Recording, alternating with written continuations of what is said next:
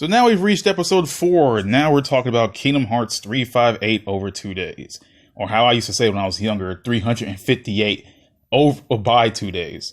But no, it's actually 358 over 2 days.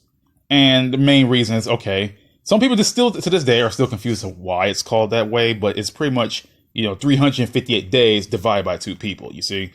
It's confusing, and I don't know why. Like, people just call it days to not say it so much, so it's simple. Kingdom Hearts days. It's simple as that. But yeah, 358 days over 2 people, Roxas and Shion. Because, once, Shion's taking out the picture, which, yeah, that happens. Once Shion's taking out the picture, the next day, 359 is with Roxas. So there is no more 2 people for the 350, for any more days after that. But anyway, I had to rewatch it again. And, I remember the gameplay perfectly, so I didn't really have to replay the game in order to get all this done. But I had to rewatch some of the cutscenes that were provided within the 1.5 and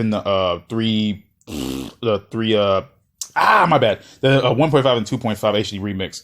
And I gotta say that the cutscenes do not work well in movie form. They really don't work well, because there are some big scenes that are missing, and they're kind of relegated to cutscene form. I kind of wish that they put more cutscenes. It didn't have to be long. Just put more cutscenes that should have been there. Like, my favorite one being oh, Roxas, that's a stick.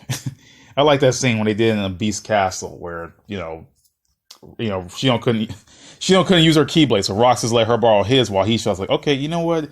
I guess I'll just use another weapon. How about this stick? And she was like, oh, Roxas, that's a stick. I wish they could have kept that scene, but no, most of the Disney scenes are relegated to just these little slideshow things, and I get why, trying to, they have less focus than the other parts of this game. This game is more Kingdom Hearts original focus rather than Disney focus, because most of the Disney stuff, it's not that it's pointless, it's just that it's pretty much the same worlds again. That's my main gripe about Rechain Memories, is the fact that you're going through the same worlds again.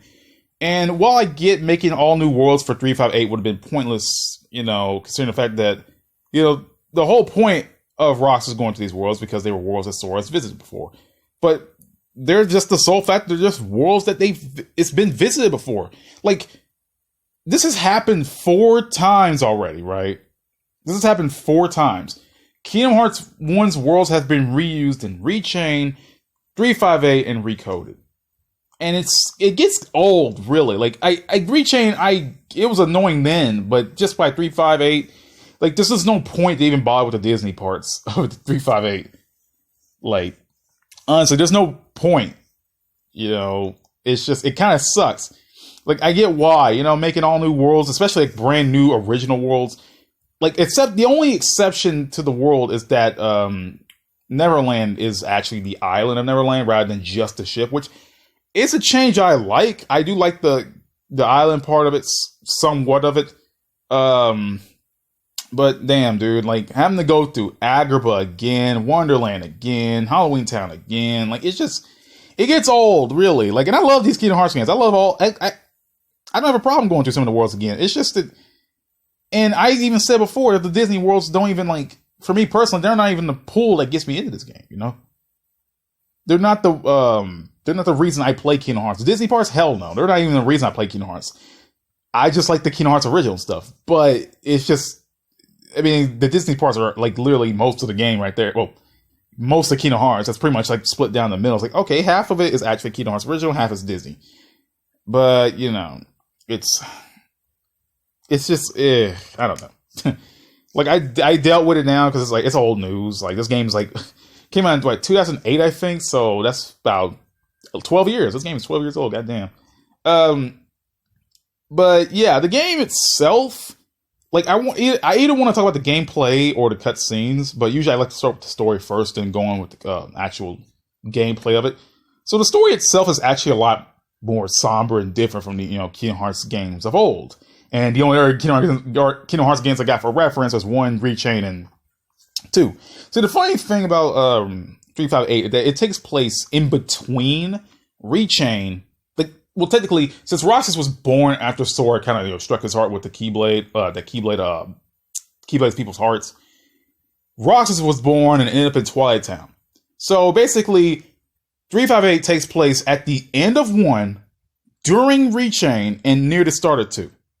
It's so weird. Like, I get why it does that, because, obviously organization stuff. Half of them get sent up to Castle Oblivion to where they just get nuked, get wrecked by Sora and Riku, and I get why. It's just, it's a weird timeline, especially with the PS4 version of 1.5 and 2.5. They kind of put, like, 358 before 2. Now, for something like that, I would recommend you... It's hard for me to recommend that, because, like, on one hand, if you play 358 first, you'll have context for Roxas, you'll know what he's up to, and considering the fact that 358 ends off where Kingdom Hearts 2 starts, it makes more sense to watch that one first. But people recommend, okay, you play 2 first, then all the stuff lining up. But I would prefer if you just... It's kind of hard to recommend. It really is. It's hard to say which one you should do first. People will say play 2 first, after Rechain, then, but that's an order of release, I guess if they wouldn't have put 358 there if it wasn't meant to be played, if it wasn't meant to be played before 2. I mean, hell, if Nomura had charge of these ports, maybe, I don't know what he does, but if he was willing to do that, then I guess he meant for 358 to be seen before 2, and it kind of does make sense. And yeah. But anyway, for the story part, it's like a lot more somber. You have Roxas. You start with Roxas pretty much just becoming a nobody. He's been like a nobody at the start of the story for about a week, so he doesn't really know much of anything. He really doesn't know anything. I mean, the guy pretty much is like a zombie at that point. They even make fun of him several times. Some of the other characters, like in the game itself, like not in the cutscenes, but the game itself, actually kind of make fun of Roxas because of how he acted. And he's only been a nobody for a week. So, he doesn't really know himself, really. He just knows that, okay, my name is Roxas. I do missions, the end. That's pretty much what it boils down to for him.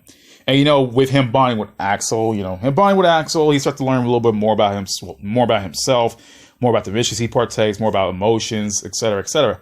Despite him being a nobody and not supposed to be feeling things. That's the whole thing I will talk about in Dream Out Distance when I get to it, because that kind of ruins the whole majesty of Kingdom Hearts. Like, going on a tiny bit of a tangent here, Dream Drop Distance kind of retroactively ruins the nobodies in a way, and kind of ruins the whole point of 358, but it kind of it kind of makes sense, because, of course, they're nobodies, and they feel things. Like, you see all these emotions coming through. Like, imagine having a whole game full of emotionless drones of characters, Like, it's kind of like Nier Automata, but but it's like more of like a, not a nuanced kind of thing. It's more like a thing that say, oh yeah, we have emotions, but we're just faking the emotions to just act like people. That's what I feel like 358 was going for, but Dream just kind of kills it. But anyway, the point is, Roxas starts off his nobody stuff. He's literally a drone. He's literally a drone at this point, and he doesn't really know anything about himself. He doesn't know why the hell he's using the Keyblade, and all he's really told is just to kill the Heartless, release the hearts, the end. And so by hanging out with the other organization members, they kind of teach him how, they teach him reconnaissance. They teach him how to, with the combat. They teach him about, pretty much teach him about what he needs to do on his missions. Then like on the 8th day, he meets Shion. And that's pretty much everything sells into place, because like, it's like, Shion's a kind of weird character herself. She's new like Roxas, so they kind of get together. Well, they don't get together right away because of that, but, since she's new, Roxas kind of has to teach her the ropes because she was new at one point. So it's kind of like that whole, like, you've been here longer a little bit, so you should teach me what's going on. Well, but I'm still learning things kind of stuff. And I don't know, I kind of like that dynamic. It's kind of funny that, like, Shion has her face covered. She's pretty much like, she's like mysterious in a way. You're not supposed to know who she really is. You're not supposed to know, like, She's pretty much just like mysterious, and I like that mystery about her until, you get to really know who she is. And then, like, she takes off that hood and like, oh my gosh, she looks like Kairi. What the hell? Like, Kairi with black hair. And I feel like it was kind of Kingdom Hearts 2 that kind of started the trend of everybody looking like each other. But like 358 kind of like threw it further, and then Birth by Sleep. Like, we always have to have our own clone-ish character almost every Kingdom Hearts game, like, because like within like and Naminé did look like Kairi, but she is her nobody, even though it wasn't explicitly said, and it wasn't really it wasn't really made apparent that Naminé was her nobody back at Rechain. It wasn't known until 2, but that's because it was super important then. You know, hell, we didn't even know what the hell nobodies were really all about in Rechain, really. We just know they were the bad guys, and, you know, they had to be stopped. You know, Sora had to go, you know, do the thing. But with, you got like 2, you got Roxas, who is Sora's nobody, which are fine. They don't look like their actual, you know, like their actual counterparts, you know? That's the funny thing that made me, like, kind of cool about nobodies back then. They really didn't look like their original selves. But then you got characters like freaking, and these are not nobodies, but like characters like Vanitas, who literally looks like Sora, and that's a whole big-ass, literally complicated thing. Then you get Ventus, who Roxas' appearance was based off of. Like, it becomes more of a, like a unnecessarily why Roxas looks that way. Like, Roxas could have easily looked that way. Hell, if Naminé looks completely... Well, to be fair, Naminé was created from Sora's body with Kairi's heart. So there's a reason to why she looks different. But I guess if Roxas didn't use Ventus's heart as a way of creating himself, then I technically would understand why Roxas wouldn't look like Sora. Because if that was the case, you know, Roxas would kind of look like Sora. It's complicated. It really didn't need to be this way. Like, I get why Naminé looks the way she does, but Roxas and Ventus didn't need to be the same way. Like, it's kind of... Because people were wondering, like, well, why the hell does Ventus look like Roxas when it's actually the other way around? That's Roxas looking like Ventus. But that's mainly because Roxas came first, you know? You know, not chronologically, but like game release wise. I went on a long ass tangent for that. But anyway, you got I'm freaking, my brain's malfunctioning. You got God damn it. You got them going on their missions together. Then she, you know, as I said before, reveals her face, and you know, they start to get along together. Then Roxas, you know, gets this whole freaking addiction to sea salt ice cream because of Axel.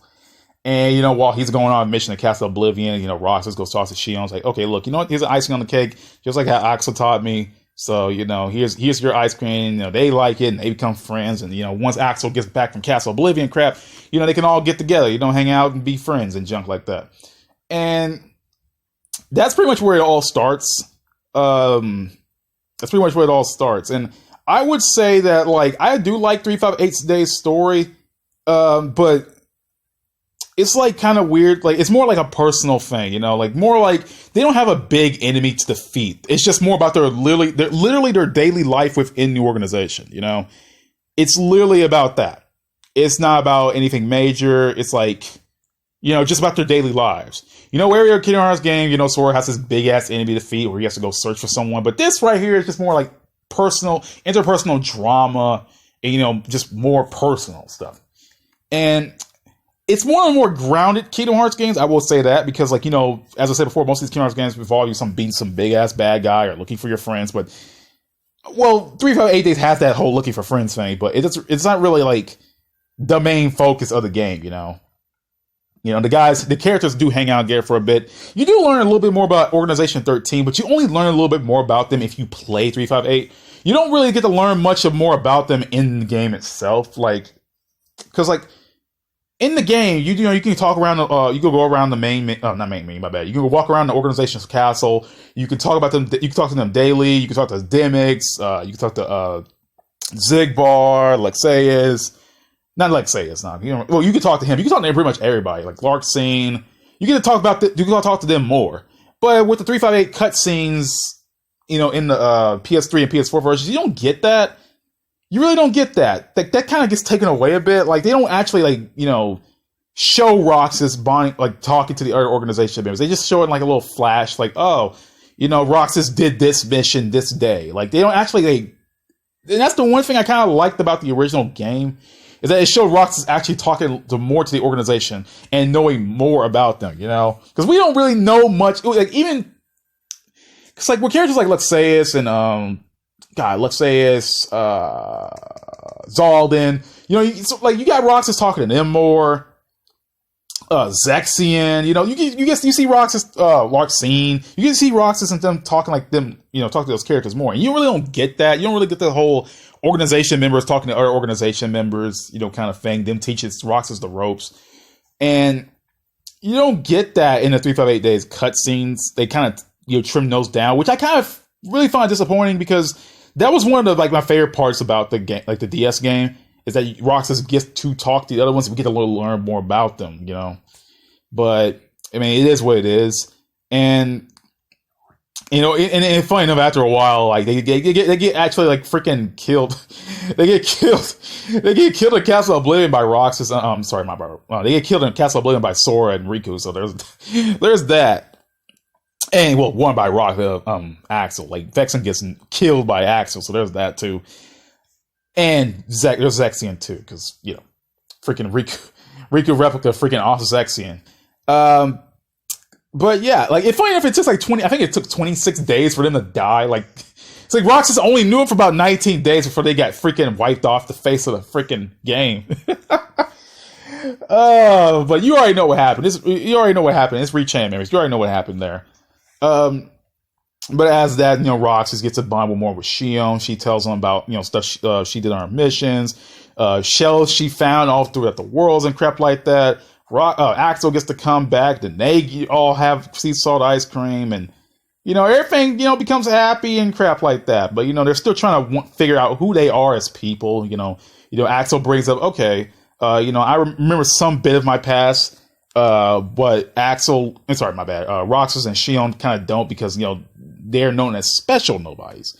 Obviously we know why Roxas doesn't really remember his past, because his past was Sora, and Shion's kind of a mess with her past is because she technically is a copy of Roxas with Sora's memories. So she's kind of nothing of hers is original except her bonding with Axel and Roxas. And I think that's what's important, because the memories she made with those two define her as a character, because at her birth, she's just a freaking mass of two different things. She's a copy of Roxas, memories of Sora. So she's not even supposed to be herself originally, they're talking about, they made the whole big deal about, okay, these nobodies are not meant to be, and Shion kind of exemplifies that more than all the other nobodies, I think, because she's not originally herself. At least with Roxas, he has an origin point that goes back to another person.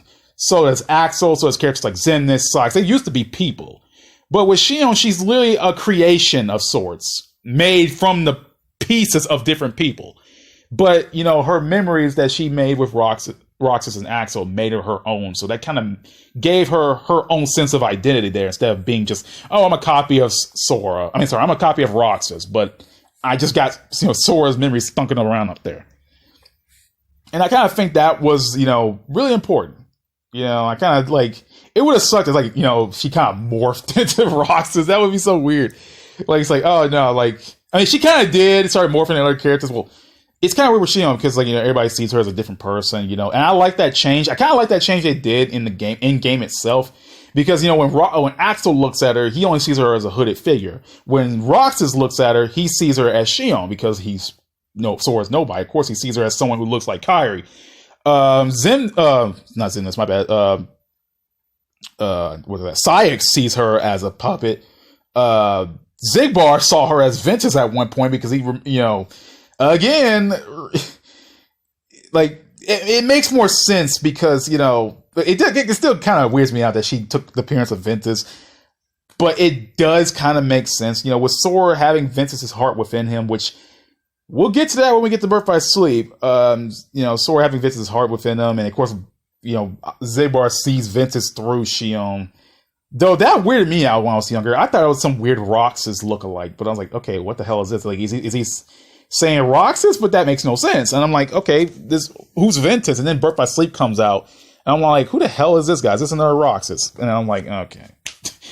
Oh my god. But anyway, at several points in the game, Roxas and Shion do fall asleep, because of, Sora's memories screwing them over, because, they're not really supposed to have them.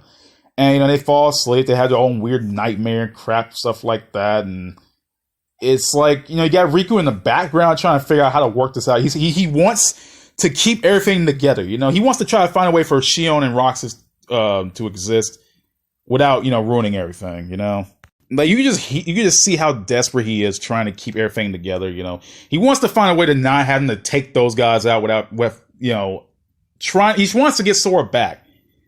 and he's kind of getting pushed over the edge. Well, not really pushed over the edge, but he's trying to figure out a way to keep, Shion and Roxas, alive without having to, sacrifice them to get Sora back. But at the end of the day, Riku really couldn't find anything else. He really couldn't find any other way to keep this together. And I do feel for the guy, I really do, because it's his friend. He wants Sora back, but he doesn't also want to take out 2 other people to do it. And I don't know why. It reminds me like that whole edgy time. Like I remember like way back when I started playing 358 for the first time, and I'm like, man, this is like the edgiest game involving Disney I ever played. And like I was like, man, this is like during a time where Kingdom Hearts, like between Kingdom Hearts 2 and this game coming out, there was like an edgy period where everyone was like making like AMVs and doing like that video from like way back where like people were standing on some ice stuff and like hold keyblades, like being like, it was like the most edgy 2000s crap ever, man. And Kingdom Hearts came out at that time, man. It was it was so weird. Like stuff was so weird back then. Oh my god. Like crap was so different. It just makes me feel like, man, this was like an edgy time when Kingdom Hearts came out. You got all these characters walking around in these black cloaks talking about how like freaking they don't know no emotions and stuff like that. And everything, you got like Kingdom Hearts 2, which was all action oriented and crap like that. Like everything was so edgy back then. Like hot damn. Like I just oh man, but that's not what I'm trying to get to. But anyway, Rox is still going off doing his missions, and it gets to a point where, Shion can't use her Keyblade anymore. It gets to that point, and then they're trying to find a way. It's like, okay, how are we going to find a way to get Shion to use her Keyblade on her missions? Because, like, without her Keyblade, she can't kill the Heartless to really steals hearts. So, Axel's trying to find a way. It's like, he's a silver-tongued assassin voice. And like, look, Sykes, look. Just have have them work together. 2 Keyblades are better than 1. And he finds a way, gets in the way, finds in a way to get them to work together to use their Keyblades. Roxas lends Shion his Keyblade until she's able to awaken her own. And I kind of like that more because you get more bonding with them that sorely got cut out in the cutscene movies. Like that kind of sucks because you don't really get that many bonding moments like they did in game. Like a little bit more lines of dialogue could have been appreciated, but whatever. So they're still going through worlds. Shion got her Keyblade. They're still like going off and doing their thing, and then things get real deep. Things get real deep, real fast. Shion starts failing her missions, and it gets to a point where like they start not trusting each other. Shion still wants to know what her identity is. Like, it's like, look, you guys know what you are, kinda, but I don't know who the hell I am. She goes off, goes to Castle Oblivion. She figures out her existence that she really wasn't born from a person. She was just created. She's a puppet. Like not even supposed to exist in the first place. Like, it reminds me of that whole thing where Zenna said in Kingdom Hearts 3, like, oh, well, Shion is literally the truest nobody. She literally came from Oblivion. She came from nothing.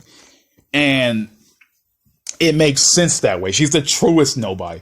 The fact that nobody really remembers him, not the fact that she wasn't supposed to exist in the first place. Like, at least with the other nobodies, they have a way to exist. But Shion's like just like the person Shion, not really. And that makes sense, what Zenna said, at least from my point of view. At least from my point of view. And then meanwhile, you still got Rox is still trying to come to terms with his identity, wondering, okay, who the hell is Sora? Everybody keeps talking about Sora. I keep having memories about this dude. Who the hell is Sora? Why is he so special? And why does he have something to do with me? Is he the reason I use the Keyblade? Is he the reason I'm so damn special in the organization? Like, what's the deal? And I can get from Rox's point of view because at the beginning of the game, he really doesn't know himself. And even after all the days spending with the organization, he still really doesn't know himself. Almost a year, about more than a year later. I mean, not more than a year, my bad. Almost a year. He still doesn't really know who he is. He's trying to come to grips like, okay, I want to know who this Sora dude is. Like, he's so damn special. Everyone, talks about him so much, and he's the reason I'm around. So what the hell? But yeah, it gets to a point where just Roxas and Shion, they decide like, okay, man, maybe we should just run away, man. Maybe we should just get the hell out of here. Well, that was before, that was before all the deep stuff went down with the trio. My freaking timeline is thrown off because I'm trying to get all my stuff out of my head right away. But yeah, they're like, okay, where can we go? I mean, really, like, there's nowhere we can go. The organization would just find us regardless, And yeah, that would suck, though. Though I could imagine like an alternate timeline where they just like, hung out with each other, like Axel's like the adult trying to keep it together while Shion and Roxas are the dumb kids just ruining everything. I don't know why. I always like that story. I always like that kind of way they would have set up Phase. That'd be funny. So, they can't really escape nowhere. Roxas falls back to sleep again.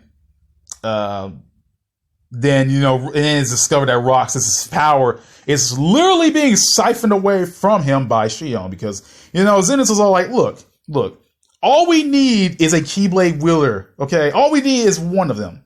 All we need is one of these dudes to be the Sora we need. If one is freaking drained of everything and we can just dispose of the other one or have the other one kill the other, boom. We just need one of you guys, okay? It's like, okay, we can keep Shion if she siphons all of Roxas' power away and, becomes the true Keyblade wielder we need. Cool. We just get rid of Roxas. Or if Roxas, becomes the true Keyblade wielder we need, sure. Shion's pretty much useless. We'll just get rid of her. And that's kind of messed up, though. Especially when, they try to, set up that whole device thing where they gotta fight each other. It's like, okay, imagine how dark that would have went if they actually just killed each other. Like, god damn, dude. Like, and the fact that Xemnas, it shows like how just messed up Xemnas really is. Like he just let them kill each other. Like it's not of like one of them. It's not like Xemnas popping up. It's like, okay, I'm just gonna kill you. You're not worth it anymore. You're powerless now. But no, he was literally just going to go to the whole trouble of let them kill each other. Like, damn. Like Xemnas is a monster. Like he's even worse than the manga. But that we're not going to talk about manga here because the manga is a different story. I'm not going to talk about it right now. But yeah, the replica, and then they start talking about the replica programs. Like, look, Roxas, this is what you need to know. Shion's a puppet. She was created to copy the Keyblade Will's powers. She was created as your copy, okay? And she was supposed to, become the Keyblade wielder. We got two now. And if you freaking screw up, we don't need your ass no more. But Roxas ain't having none of that though. He's trying like to not think. He's not having any of it. Like he really doesn't want to believe. Like, look, she owns a person. She's not some kind of creation. She's a person like you or me. She deserves to exist and stuff like that. And then it gets to a point where like Axel, he can't keep it together no more. He can't keep it together because he wants to keep his friendship together, but he doesn't want to lose everyone, And then, once Shion starts going rogue, and she starts hanging out with Riku, he's pretty much sent on the job by Sykes. It's like, look, dude, just come get her back. Like, even Zen is like, look, we don't, like, it. Like, they didn't even refer to her as it, too. Like, they're calling her, they're not even calling her she. They're calling her it. It's like, they're pretty much devaluing her because she's not really supposed to be, anything in the first place.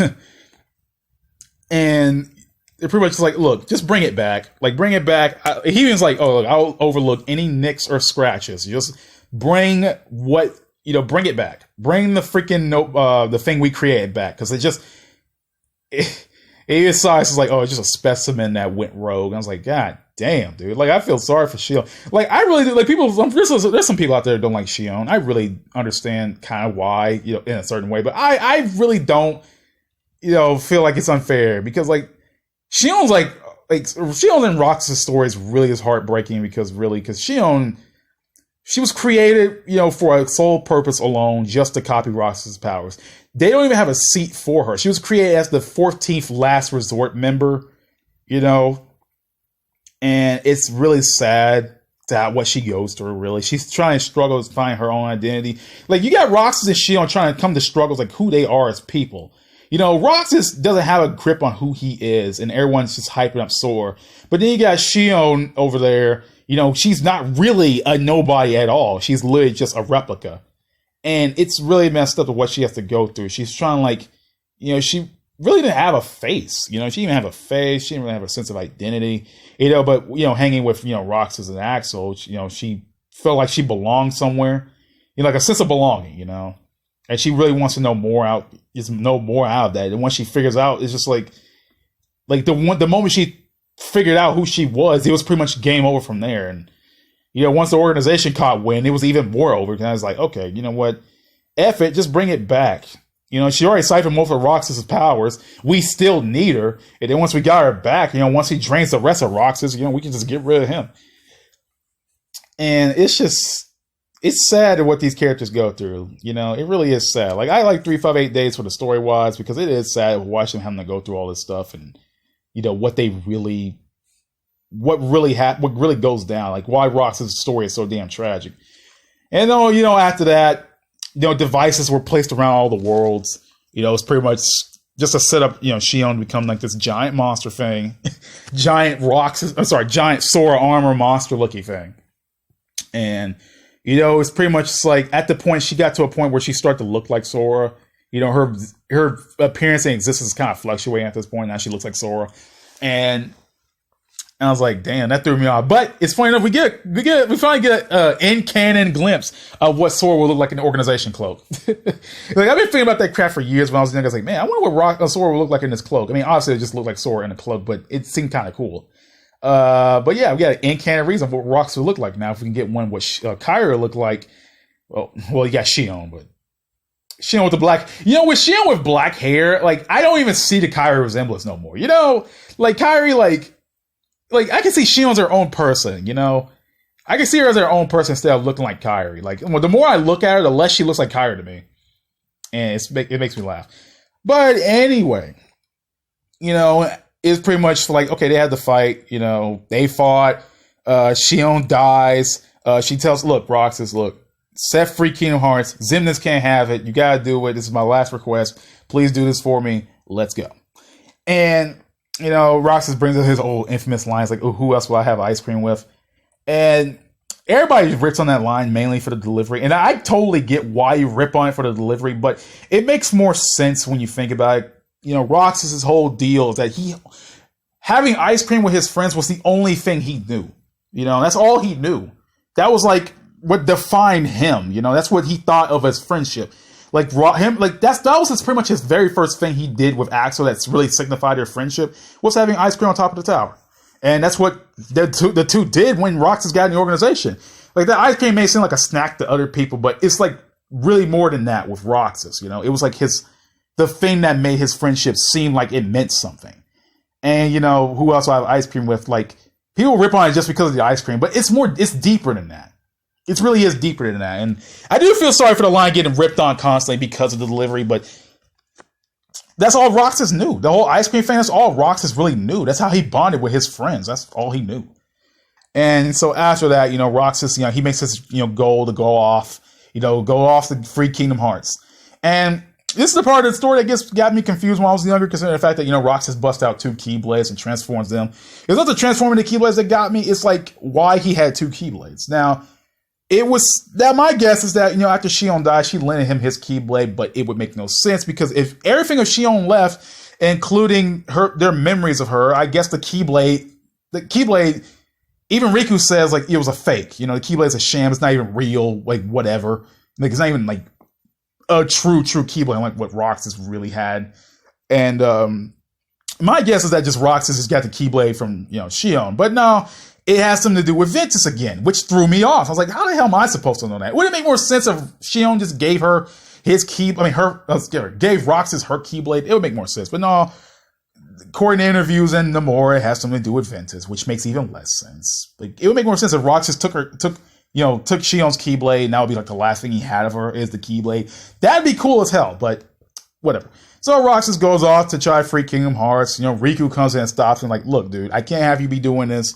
Look, organization is going to destroy you if you try to do that. Like, literally, you're going to die. And, like, I have to stop you before all this goes down. And Riku just, he was kind of pushed to his limits, He couldn't bring himself to destroy Roxas. He really couldn't bring himself to do that. And he had to force himself to even go, into the darkness in order to, like, at least combat Roxas. Roxas is too damn strong, bro. Roxas is too damn good. And Riku's like, you know what? Shion's literally telling him with her last bits of words, like, look, you have to stop him. And there's another thing that confused me. Okay, so Rox is running up the building, running up the memory skyscraper. He tosses the Keyblade to Riku. Now, you sit there and think, well, why would he do that? You know, why in the hell would Roxas give Riku an advantage? You know, why would he do that? But no, it was because of Shion. And it was kind of made, it wasn't made obvious, but it was, you know, kind of told that, okay, you know, once Roxas threw that Keyblade to Riku, he starts getting memories of Shion. So it was Shion channeling herself through Roxas to hand the Keyblade to Riku so he can stop Roxas. So yeah, it's confusing because, like, you know, it's confusing, but it kind of makes sense. You know what I mean? Why the hell would Roxas just throw the Keyblade other than just trying to be badass? I mean, that was a badass scene. I will always say it's a badass scene, but, you know, I mean, whatever. But anyway, after, you know, Riku taps into the darkness, gets his Ansem lookalike face, defeats Roxas, Diz comes in, and this Roxas is like, look, things might have been different. You know, things could have been different if Roxas was able to be Sora, and, like, the two could coexist. You know, things could have been different. You know, Roxas could have lived his own happy life in Twilight Town. Things would have been a lot different. And, you know, the game ends off with this note where, like, you know, Roxas doesn't know anything about his past. He's literally living in a digital simulation of Twilight Town, like, you know, living out a fake life, you know, with fake friends. And it ends off sadly, though. The game pretty much is somber pretty much out, you know, getting closer to the end. Like, you just realize they couldn't keep their friendship any longer, and everything just came tumbling down with, you know, Axel lost his two best friends. Shion is gone forever, and no one remembers him, and remembers her.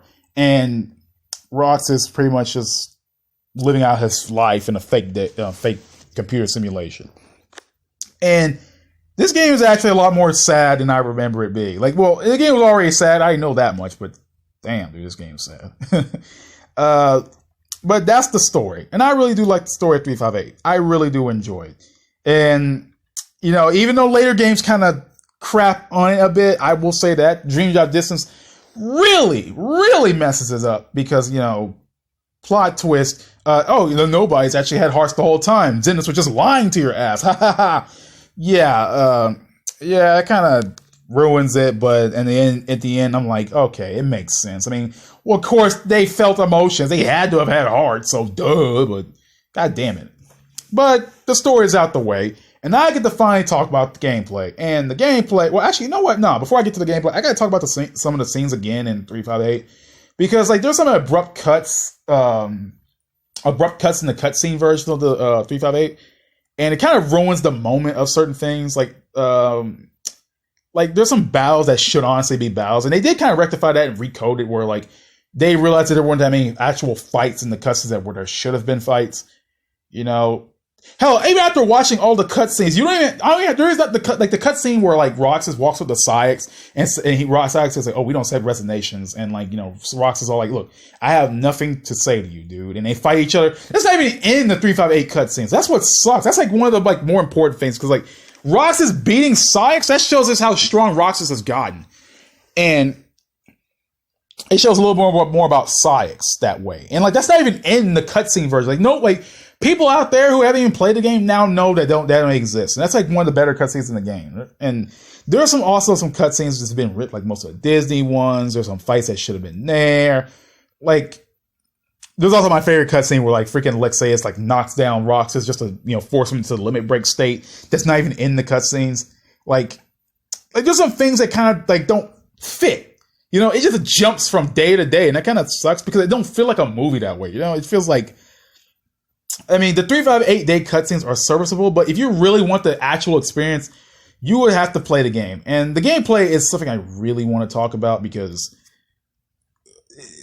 like, I'm not going to sit here and lie to you. 358 Days is not a bad game, but it is like Rechain, it is a hard game to go back. And it ain't even because of the mission structure. It's mostly what you do in some of those missions. Like, some of those missions involve you're going around collecting items, collecting sigils. You got to defeat a special kind of Heartless. Like, and what makes it, like, a little bit much is that some of the missions are kind of, like, annoying as hell. Like, there's, like, some missions where you got to chase around a big Heartless around, chase them down. You got to do reconnaissance, which are super long and annoying. You got to talk to certain people or whatever. Like, some of the missions are rather draining, you know? Like, some of them just are unnecessarily long, and they don't have any right to be that long, really. Like, oh my god, dude. And it's hard to go back to play 358, you know? Like, it really is. And the mission structure is like, I've played games with mission structures before. It's not the worst thing in the world. And I you know, it's not because Kingdom Hearts is in a mission structure. That's not the problem. It's just that, I don't know, man. It's just not fun to play through. Like, it's not a bad game by any means. It's not a game I could constantly play, you know? Like, with other Kingdom Hearts games, it doesn't matter, like, what gameplay problems I have. Like, you know, you got jump distance with, you know, the balloon and flow motion crap. I can at least play that game and have a fun time with it. Birth by Sleep. You know, Birth by Sleep can easily be broken, but I can still have fun with it. But you got like 358 in the mission structure. This game's just slog so badly. And it's not even just what you do in those missions like reconnaissance or sigil finding. There's some of the bosses that kind of suck. Like, Leechgrave is a bad boss. You gotta beat the tentacles, and even Leechgrave himself, like, he's too hard. For the moment you go, like, let me slow down a bit. Leechgrave is one of the worst fights in Kingdom Hearts. I will say that. I hate Leechgrave. Not only you gotta beat the tentacles, which have bad hitboxes. You only get like a few hits, you know, before you gotta fight the next one. But Leechgrave can literally shave off half your HP in a good hit. And it's and getting to Leechgrave is a long ass mission. Like, the mission you gotta take to get to Leechgrave, it's not easy. It takes a while. And then you still gotta fight Leechgrave at the end. Ruler of the Sky? That fight is boring, dude. Like, that fight is boring. Like, and Ruler of the Sky is not an easy enemy to catch because he can fly out of bounds, so you can't even hit him. Like, that's some ass. True ass. And you got enemies like the Antlion, which you gotta like hit back stuff at, which I'm not gonna lie, it's kind of like the Antlion fight, but like, the thing about this game, you really don't get to fight that many Disney villains. Like, at best, the only Disney villain you really fight is Pete. Like, you don't get, like, most of the enemies you fight are Heartless, which I understand. They're not the whole thing about Organization 13 is that they're supposed to be covert. They're not supposed to even interact with all the Disney stuff. But with that kind of makes the Disney stuff inconsequential in a way because, like, they're not supposed to interact with the Disney stuff. It's like a Kingdom Hearts game where the Disney stuff was just second nature. You know, at least for other Kingdom Hearts games, the Disney part has a part to play. But with, you know, 358, the Disney parts feel so watered down, it don't even matter. You know, the Disney parts of 358 don't matter. They really don't. Like other than, like, you know, teaching Roxas and Axel how to fly, or if you want to count that, but nah. But yeah, the gameplay, like, the one thing, my main problem it's not the panel system. People rip on the panel system all the time. I personally like the panel system. I like that you gotta, like, you know, be careful about what you put in. You know, you got keyblades. You gotta be careful. You can even enhance your keyblades, change them up. You know, add like attack bonuses, defense bonuses, magic bonuses. I don't even hate the panel system. It's just, you know, you unlock so little as you go on. You got to do like special missions or secret missions and unlock the other ones. And I don't hate the panel system. It kind of, like, you know, you got to work with what you got. It kind of limits you a bit. It's just like the combat itself, because Roxas doesn't really get better than like your standard 3-hit combo. Like, and the combo system of the game kind of boils down to, like, you know, 3 hits, 3 hits, 3 hits, 3 hits, 3 hits. Like, Sora, like, Roxas didn't really have a good combo modifier. And the gameplay just doesn't really work with it, though. You can, like, you know, add extra hits, you know, with pressing the Y button, depending on the keyblade you have. And I like how when you get the keyblade, it changes the combo. I like that, but I can't really say it's a hardware limitation, because what they did with Recoded, it feels like what they took from Recoded, what they did with 358, and, like, enhanced the combat. Because the combat in Recoded is a lot better. It's a lot better. It's not the best, but it's a hell of a lot better than 358's, and that's a freaking DS game as well. Like, the combat's a lot better. And yeah, the combat at 358 is not very good. I do like the limit break system. I do like the limit break. And it's like pretty much the only instance of limit break you even see in Kingdom Hearts. So, that makes it a little bit, ooh, that's new. But other than that, the combat is like really hard to slog through because like, you don't really get that many. You don't get that many variety in regards to enemies. Like, most of the enemies you fight are Heartless battles, and it kind of goes line in line with, oh yeah, the Disney part seems kind of pointless now because they really don't. Pete's the only boss you get to fight, and and there's only missions where you got like trail an enemy and be covert. Like 358 is a game that it has way too it's just not very fun to go through. I'm not gonna lie. I love Kingdom Hearts to death. I like 358 despite the gameplay problems, but it's just a slog to go through. It's like a game I don't want to pick up to play again. But yeah, there's the gameplay. The mission structure is a little wonky. I don't like the fact that with the whole reconnaissance missions, like all the other crap, like I don't like those reconnaissance missions where you got like search places and you gain a little bar and stuff like that. And then there's the backtracking too. With some missions, you have to backtrack back to you gotta backtrack to RTC, and that's even worse. Like backtracking I could deal with if it's minimal, but that's the whole game, dude. You complete a mission. Let's say you kill some big ass Heartless. Okay, you gotta go back to RTC. Okay, there's some missions like the one with you gotta kill those 6 Heartless and then Dust Flyer. That mission is probably the worst in the game. One of the worst, because not only you have to beat like 6 boss level Heartless in a boss rush, you gotta beat Dust Flyer, who is the hardest enemy in the game. And then he's not easy to beat. He can literally one-shot. Well, he can't exactly one-shot you, but like he can like easily shave off your HP. He can use those meteors that can burn you. And then like on top of that, your items don't carry over. Like you have to like save up all your items in a build, save up your items, your magic, what have you, while you're fighting the other boss enemies, and then you'll save all that, and then have to fight Dust Flyer. And if you die, you gotta do the entire thing over. You can't rematch Dust Flyer. And that's one thing that pisses me off about the mission structure. Like, if you fail one of those missions, like, not even fail, like, you die in one of those missions, you gotta do the whole thing. And some of those enemies, like, you don't have to, like, you can't just go straight into them. Like some of those boss Heartless, you can't go straight into battling them. You have to go do a long-ass mission first, and then fight them. And if you die, you'll have to start the whole thing over. It's annoying, really. It's annoying. Like, really.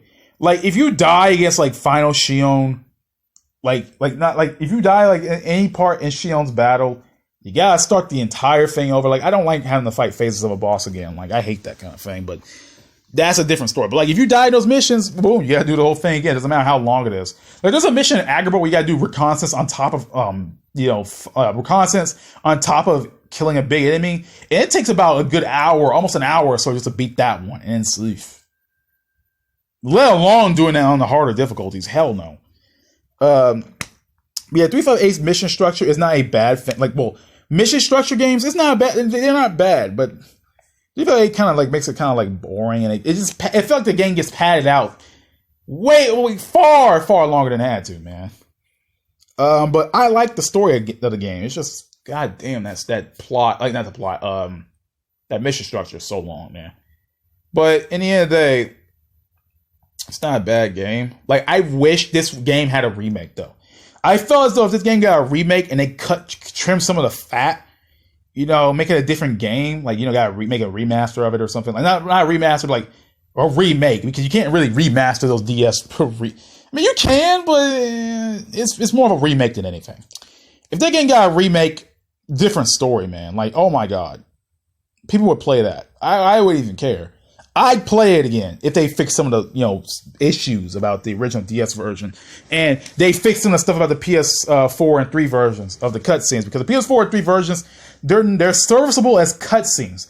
But they don't act like the movie they're supposed to be, If you're treating this like a movie, don't do it. Because don't treat them like a movie. Just treat it like a bunch of cutscenes, and it doesn't work like a movie because there's a bunch of stuff missing that was in the original game that kind of have more context, and, have more character interactions that really was missing from this game. On the flip side, they add more, a little bit more into the cutscenes than they did in the DS release. But it's not enough to call it a full-on movie, and it's not enough to say, yeah, this is a replacement for the DS game. It's not. It really isn't, because at least with the DS version, you have a more understanding of all the characters and junk like that through the mission structure. But with this, it's just a bunch of cutscenes, and it's not. I don't have a problem with that. It just doesn't really, work that way. But other than that, I think that's the end of 358. The characters are fine. I like the story is great. The gameplay and the cutscenes do really need some polish. But other than that, I think I'm out, guys. That's enough for 358. And next episode will be Birth by Sleep. So, yeah, Birth by Sleep I got you to talk a little more about. So, I'll see y'all next time. Peace out. Goodbye, everybody. Yeah. Oh, wait. One more thing I got to talk about. Just one more thing real quick. I forgot to talk about the mission mode for DS version. DS version's mission mode was a good idea. Not gonna lie. Like, you get to play as other members of the organization and even characters like Sora, Donald, Goofy, and Mickey. Like, really? Like, that's a thing they wish they kind of kept in like other Game Arts games. Like, that mission mode was a cool idea. Though I'm not a fan of the same mission structure, but like the fact that they were able to program all that in there was great. But other than that, mission mode was great. Kind of wish they added more Kingdom Hearts games, like you play as other characters. The fact that they actually programmed all those characters to even play that in that DS game was spectacular. But now I'm out, guys. I'll see y'all next time. Peace out. See y'all next time. Goodbye.